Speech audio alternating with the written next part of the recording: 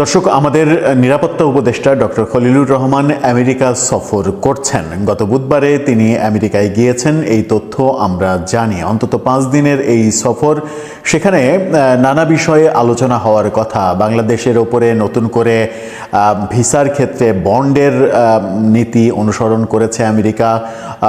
$15,000 bond দিতে হবে, অর্থাৎ জামানত দিতে হবে আমেরিকার ভিসা পেতে হলে বাংলাদেশি নাগরিকদের জন্য। এছাড়া আরেকটি বড় খবর তৈরি হয়েছে, 5,000 বাংলাদেশিকে ফেরত পাঠানোর সিদ্ধান্ত নিয়েছে যুক্তরাষ্ট্র।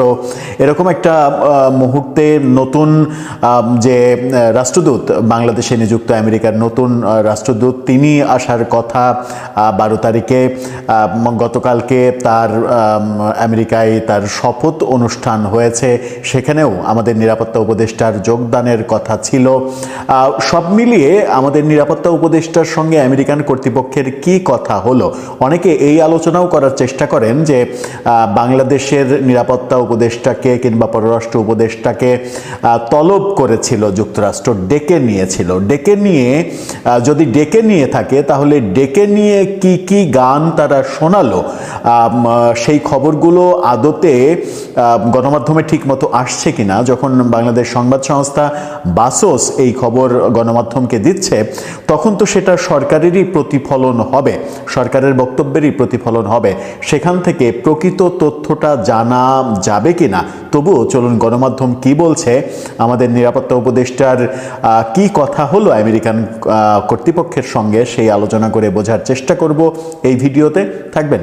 দর্শক, বলছিলাম আমাদের নিরাপত্তা উপদেষ্টা ডক্টর খলিলুর রহমান তিনি আমেরিকা সফর করছেন। বুধবারে তার সফর শুরু হয়েছে। 5 দিনের এই সফর, সেই সফর সম্পর্কে ডেইলি স্টার বাসসকে উদ্ধৃত করে, বাংলাদেশ সংবাদ সংস্থা বাসসকে উদ্ধৃত করে যেটা জানাচ্ছে, শিরোনামটা এমন বলা হচ্ছে, ওয়াশিংটনে মার্কিন বাণিজ্য প্রতিনিধির সঙ্গে খলিলুর রহমানের বৈঠক। মার্কিন কর্তৃপক্ষের আরে একটা বড় বক্তব্য রয়েছে, সেটা হচ্ছে যে বাণিজ্যিক ভারসাম্য তৈরি করা এবং বাংলাদেশ যেন আমেরিকা থেকে বেশি বেশি পণ্য আমদানি করে, রপ্তানি যেমন করে সেই রপ্তানির সমান তারাও রপ্তানি করতে চায়, বাংলাদেশে তারা রপ্তানি করতে চায়, বাংলাদেশকে আমদানি করাতে বাধ্য করতে চায়, সেরকম একটা প্রক্রিয়া চলছে। কি কথা হলো? জাতীয় নিরাপত্তা উপদেষ্টা খলিলুর রহমান গত বৃহস্পতিবার বিকেলে ওয়াশিংটন ডিসিতে মার্কিন বাণিজ্য প্রতিনিধি জেমিসন গ্রিয়ারের সঙ্গে বৈঠক করেছেন। শুক্রবার প্রধান উপদেষ্টার প্রেস উইং জানিয়েছে, খলিলুর রহমান যুক্তরাষ্ট্রের সহকারী বাণিজ্য প্রতিনিধি ব্রেনজন লিন্সের সঙ্গেও একটি পৃথক বৈঠক করেছেন। রাষ্ট্রদূত গ্রিয়ারের সঙ্গে বৈঠককালে খলিলুর রহমান বাংলাদেশ ও যুক্তরাষ্ট্রের মধ্যে বাণিজ্য ঘাটতি কমানোর অগ্রগতি তুলে ধরেন। তার মানে ওই শর্ত, বাণিজ্য ঘাটতি কমাতে হবে সরকারকে, বাংলাদেশ সরকারকে প্রেসারে রেখেছে ট্রাম্প প্রশাসন। খলিলুর রহমান বলেছেন, পারস্পরিক বাণিজ্য চুক্তিটি আনুষ্ঠানিকভাবে কার্যকর হওয়ার আগেই যুক্তরাষ্ট্র থেকে উল্লেখযোগ্য হারে আমদানি বাড়িয়ে বাণিজ্য ঘাটতি কমানোর ক্ষেত্রে বড় পদক্ষেপ নিয়েছে বাংলাদেশ। ইতিমধ্যে চুক্তির কিছু গুরুত্বপূর্ণ দিক বাস্তবায়নও করা হয়েছে। এর প্রেক্ষিতে তিনি বর্তমানে কার্যকর থাকা 20% রেসিপ্রোকাল ট্যারিফ বা পারস্পরিক শুল্ক কমানোর প্রস্তাব দেন। রাষ্ট্রদূত গ্রিয়ার এই প্রস্তাবটি ইতিবাচকভাবে বিবেচনার আশ্বাস দিয়েছেন, এমনটা বাংলাদেশ সরকারের পক্ষ থেকে বলা হচ্ছে যে তারা ইতিবাচক দৃষ্টিকোণ থেকে এটা দেখছে। আদতে কতটা ইতিবাচক সাড়া আমরা বিশ্ব থেকে পাচ্ছি, তার প্রতিফলন তো আমরা গত 16-17 মাস ধরে দেখেছি। তারপরে বলা হচ্ছে, এছাড়া যেসব পোশাকে মার্কিন কাঁচামাল বা উপকরণ ব্যবহার করা হয়, সেগুলোর উপর থেকে মার্কিন শুল্ক কমানো বা প্রত্যাহারের বিষয়ে খলিলুর রহমানের প্রস্তাবটি গুরুত্বের সঙ্গে বিবেচনার বিষয়েও একমত প্রকাশ করেছেন। বিবেচনা করবেন এরকমটা কথা বলেছেন। এদিকে দ্রুততম সময়ে পারস্পরিক শুল্ক চুক্তিটি চূড়ান্ত ও বাস্তবায়ন করতে অমীমাংসিত বিষয়গুলো দ্রুত সমাধানের বিষয়ে উভয় পক্ষ একমত হয়েছে। দুই দেশের মধ্যে বাণিজ্য বৃদ্ধির ফলে আগামী দিনগুলোতে বাংলাদেশ ও যুক্তরাষ্ট্রের ব্যবসায়ীদের মধ্যে যোগাযোগ উল্লেখযোগ্যভাবে বাড়বে বলে উল্লেখ করেছেন খলিলুর রহমান। সম্প্রতি মার্কিন ভিসা বন্ডে বাংলাদেশকে অন্তর্ভুক্ত করায় বাংলাদেশিদের ব্যবসায়িক ভ্রমণ সহজ করার ব্যাপারে রাষ্ট্রদূত গ্রিয়ারকে উদ্যোগ নিতে আহ্বান জানান নিরাপত্তা উপদেষ্টা। মানে সেই ব্যাপারেও মার্কিন কর্তৃপক্ষের দৃষ্টি আকর্ষণ করা হয়েছে যে ভিসা বন্ডের নিয়ম করা হয়েছে সেটা যেন ব্যবসায়ীদের জন্য শিথিল করা হয়। তাহলে ট্যুরিস্টদের জন্য কি হবে? মানে ট্যুরিস্টরা কি 20 লাখ টাকা জমা দিয়ে জামানত দিয়ে তারপরে আমেরিকা ঘুরতে যাবে, তাই তো? একই সঙ্গে তিনি বাংলাদেশের বেসরকারি খাতের জন্য ডিএফসি ডেভেলপমেন্ট ফিন্যান্স কর্পোরেশন তহবিল প্রাপ্তির অনুরোধ জানান। রাষ্ট্রদূত গ্রিয়ার এসব বিষয়ে সহযোগিতার আশ্বাস দেন। বৈঠকে জাতীয় নিরাপত্তা উপদেষ্টার সঙ্গে যুক্তরাষ্ট্রে নিযুক্ত বাংলাদেশের রাষ্ট্রদূত তারেক মোহাম্মদ আরিফুল ইসলাম উপস্থিত ছিলেন। অন্যদিকে মার্কিন বাণিজ্য প্রতিনিধির পক্ষে তার সহকারী ব্রেন্ডন লিন্স সহ অন্যান্য কর্মকর্তারা উপস্থিত ছিলেন। শুক্রবার খলিলুর রহমানের সঙ্গে মার্কিন পররাষ্ট্র দপ্তরের ঊর্ধ্বতন কর্মকর্তাদের বৈঠকও হয়েছে, এমনটা বাংলাদেশ সরকারের প্রেস উইং থেকে জানানো হয়েছে। বাংলাদেশ সরকারের প্রেস উইং থেকে যথেষ্ট আশাবাদের কথা বলা হয়েছে যে খলিলুর রহমানের প্রতিটি বক্তব্যে তারা ইতিবাচক সাড়া দিয়েছে, আশ্বাস দিয়েছে, এটা ভেবে দেখবে, ওটা ভেবে দেখবে, এরকমটা আমরা দেখেছি। কিন্তু বাংলাদেশ সরকারের প্রেস উইংয়ের বক্তব্যের ওপরে কতটা আস্থা রাখা যায় সেই ব্যাপারটাও কিন্তু প্রশ্ন সাপেক্ষ। কারণ গত 16-17 মাসে প্রফেসর ইউনূসের যতগুলো সফর হয়েছে, বিদেশ সফর হয়েছে, প্রত্যেকটা সফরের আগেই প্রেস উইং থেকে এক গাদা আশার আলো দেখানো হয়েছিল, কিন্তু সফর শেষে একেবারে রসগোল্লা আমাদের ভাগ্যে জুটেছে, কিছুই হয়নি। গত 16-17 মাসে বিদেশি বিনিয়োগ একেবারে শূন্যের কোটায়।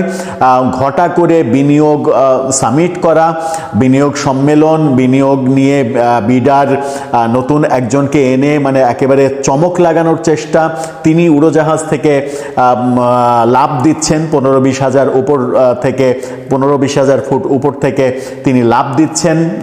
সেই লাভ দেওয়ার কর্মকাণ্ড তার নাকি বাংলাদেশে বিনিয়োগ নিয়ে আসার ব্যাপারটা তার, সেই ব্যাপারগুলোও বোঝা যাচ্ছে না। তার মানে হচ্ছে যে বাংলাদেশ সংবাদ সংস্থা যে খবর দিচ্ছে এই খবরটা একেবারেই বাংলাদেশ সরকারের মনোমত করে কিংবা মনঃপুত করেই দেয়া হয়েছে, এটা মোটামুটি ধরে নেওয়া যায়।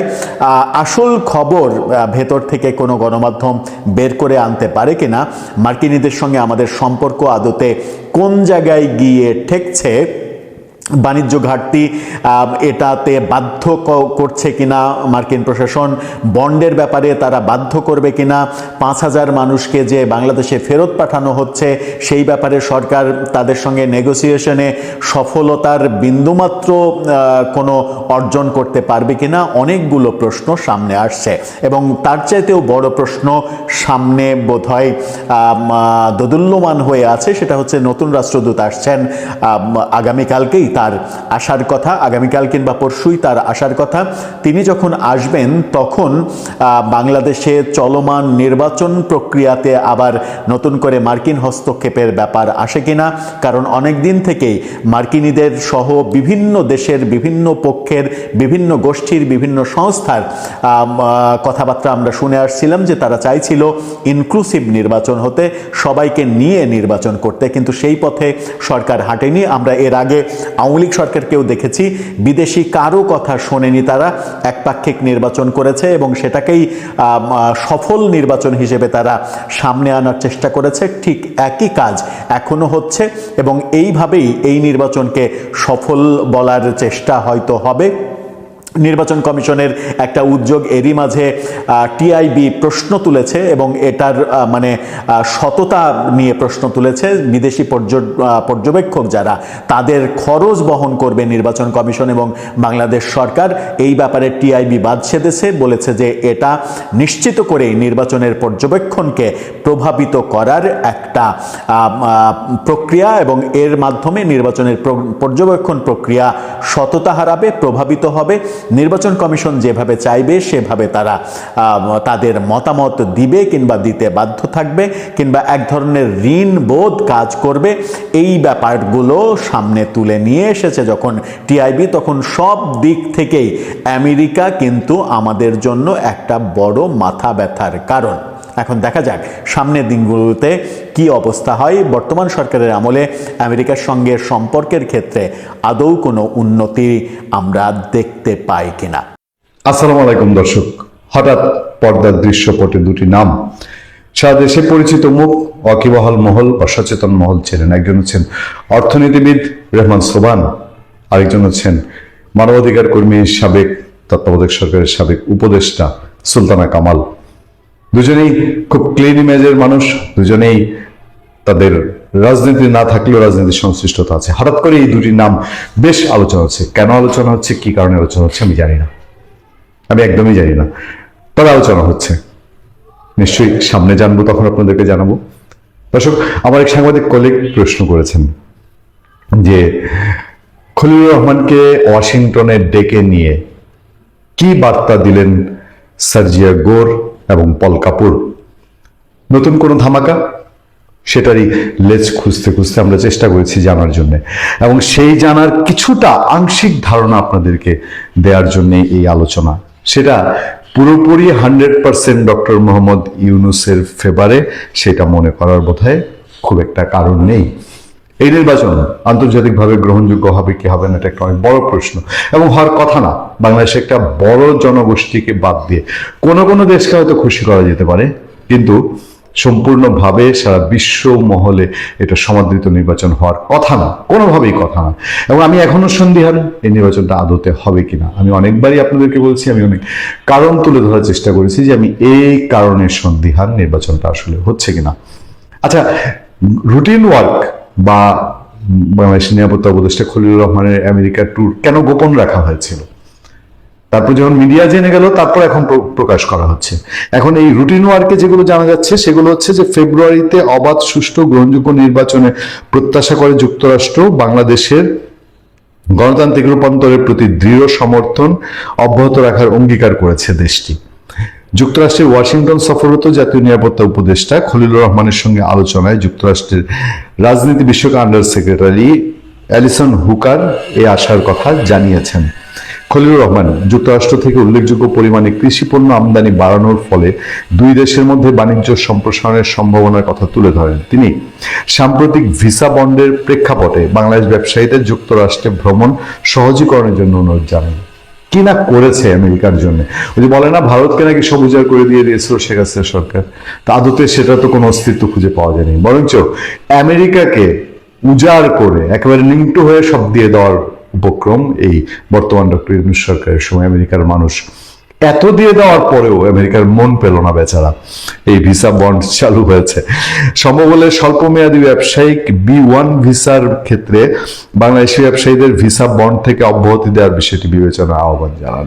মানে আপনি ভিসা চাইলে আপনাকে $15,000 দিতে হবে। $15,000 মানে প্রায় এখনকার মূল্যে 17-18 লাখ টাকা। খলিলুর রহমান গাজায় প্রস্তাবিত মোতায়েনযোগ্য আন্তর্জাতিক স্থিতিশীলতা বাহিনীর অংশ হতে নীতিগতভাবে বাংলাদেশের আগ্রহের কথা জানান। অ্যালিসন হুকার বলেন, এ গুরুত্বপূর্ণ বিষয়ে যুক্তরাষ্ট্র বাংলাদেশের সঙ্গে একযোগে কাজ করতে আগ্রহী। অ্যালিসন হুকার বিষয়টি স্বীকার করে বলেন, যুক্তরাষ্ট্র সরকার এই বিষয়ে ইতিবাচক বিবেচনা করবে। তিনি আরো উল্লেখ করেন, ভবিষ্যতে পর্যটকদের অতিরিক্ত সময় দেশটিতে থাকার হার উল্লেখযোগ্যভাবে কমে এলে যুক্তরাষ্ট্র ভিসা বন্ড সংক্রান্ত বর্তমান শর্তাবলী পুনর্বিবেচনা করতে পারে। এছাড়া তিনি অনিবন্ধিত বাংলাদেশিদের প্রত্যাবর্তনে বাংলাদেশের সহযোগিতার জন্য গভীর কৃতজ্ঞতা প্রকাশ করেন। ওয়াশিংটনে বাংলাদেশের প্রেস উইং এর মিনিস্টার গোলাম মোর্তজা তিনি জানাচ্ছেন, স্থানীয় সময় অনুযায়ী 9 জানুয়ারি জাতীয় নিরাপত্তা উপদেষ্টা যুক্তরাষ্ট্রের রাজনীতি বিষয়ক আন্ডার সেক্রেটারি ছাড়াও দক্ষিণ ও মধ্য এশিয়া বিষয়ক সহকারী মার্কিন পররাষ্ট্রমন্ত্রী পল কাপুরের সঙ্গে মার্কিন পররাষ্ট্র দপ্তরে আলোচনা করেন। এছাড়া তিনি বাংলাদেশে যুক্তরাষ্ট্রের নতুন রাষ্ট্রদূত হিসেবে ব্র্যান্ট ক্রিস্টেনসনের শপথ গ্রহণ অনুষ্ঠানে অংশ নিয়েছেন। এই যে পল কাপুরের সঙ্গে বৈঠক, এই বৈঠকটার কিন্তু বিস্তারিত পত্রপত্রিকায় উঠে আসেনি। সবচেয়ে সিগনিফিক্যান্ট বৈঠকের মধ্যে একটা বৈঠক হচ্ছে পল কাপুর। তাহলে কি ধরে নেওয়া যায় যে পল কাপুরের সঙ্গে যা কথা হয়েছে সব মিষ্টি বাত না, কিছু তিতা আছে?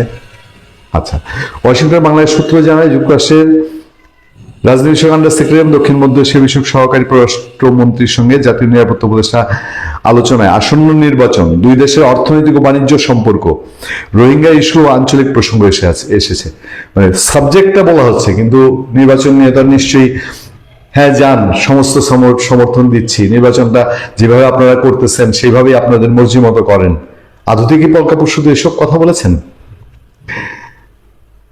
এলিসন হুকারের বক্তব্য জানিয়েছে যুক্তরাষ্ট্র বাংলাদেশের গণতান্ত্রিক রূপান্তরের প্রতি সমর্থন অব্যাহত এবং ফেব্রুয়ারি থেকে অবাধ ও সুষ্ঠু নির্বাচনের প্রত্যাশা।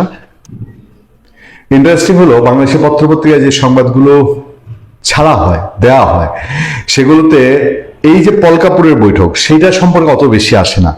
পল কাপুরের সঙ্গে পৃথক বৈঠকে খলিলুর রহমান পারস্পরিক স্বার্থ সংশ্লিষ্ট বিভিন্ন বিষয় নিয়ে আলোচনা করেন। এর মধ্যে ছিল বাংলাদেশের আসন্ন নির্বাচন, যুক্তরাষ্ট্র বাংলাদেশের দ্বিপক্ষীয় সম্পর্ক, রোহিঙ্গা সংকট, যুক্তরাষ্ট্রের ভিসা বন্ড, বাণিজ্য ও বিনিয়োগ এবং অন্যান্য আঞ্চলিক প্রসঙ্গ। এই শুধু সাবজেক্টগুলা ভাষা সাবজেক্টগুলো টাচ করে যায়। এই নিউজগুলো তো ওই প্রেস মিনিস্টার গোলাম মর্তুজা সাহেব দেন অথবা বাংলাদেশের হাই কমিশনের সোর্সে এইটুক পর্যন্ত বের হয়। এর বাইরের খবর জানার জন্য আপনাকে চোখ রাখতে হবে ইন্টারন্যাশনাল মিডিয়া, এর বাইরের খবর জানার জন্য আপনাকে চোখ রাখতে হবে সোশ্যাল মিডিয়ায়, ব্লগারদের কাছে, সোশ্যাল মিডিয়ায় যারা আমরা কথা বলি তাদের কাছে। কারণ হচ্ছে সার্জিও গোল এবং পল কাপুর এই দুইজনের ব্যাকগ্রাউন্ড বলে যে বাংলাদেশে এখন যা হচ্ছে এটা অন্ধ সমর্থন দেওয়ার মতন ব্যাকগ্রাউন্ড বা অবস্থা এই দুই ব্যক্তির নয়। ভালো থাকবেন, সুস্থ থাকবেন। আপনার সাথে আমি আতিক রহমান, পূর্ণিয়া।